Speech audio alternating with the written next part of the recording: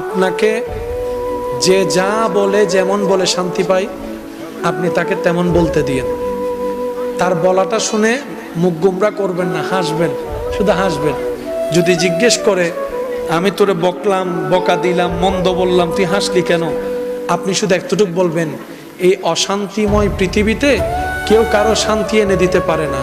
তা আমি ভাবলাম আমাকে 2টা বকা দিলে যদি তোমার মন শান্তি হয়, আমার নামে 2টা বদনাম করলে যদি তুমি শান্তি পাও, যাক আমি না হয় কষ্টই পেলাম, আমার আল্লাহর একজন বান্দাকে তো শান্তির ব্যবস্থা করে দিয়েছি, আল্লাহর একজন বান্দাকে শান্তির ব্যবস্থা করে দিয়েছি, তুমি শান্তি পাচ্ছ, এটা দেখেই আমার শান্তি লাগতেছে।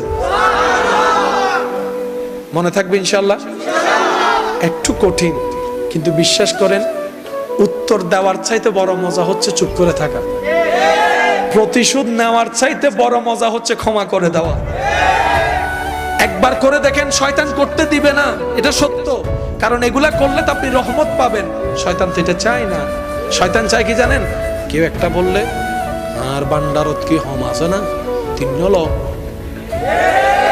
আচ্ছা, ঝগড়া করে এই পর্যন্ত কোনো সমাধান হইতে দেখছেন? আমি দেখি নাই, আপনারা দেখলে বলেন। মারামারি হয়ে কোনো সমাধান? কিন্তু নীরবতার মধ্যে যে উত্তর লুকাই আছে, বান্দা যখন উত্তর দেয় আল্লাহ তখন সেটা উত্তর দেয় না। আর বান্দা যখন রবের হুকুমের অপেক্ষা করে ধৈর্য ধরে চুপ করে থাকে, আল্লাহ সময় মতো ফেরেশতা দিয়ে উত্তর দিয়ে দেয়।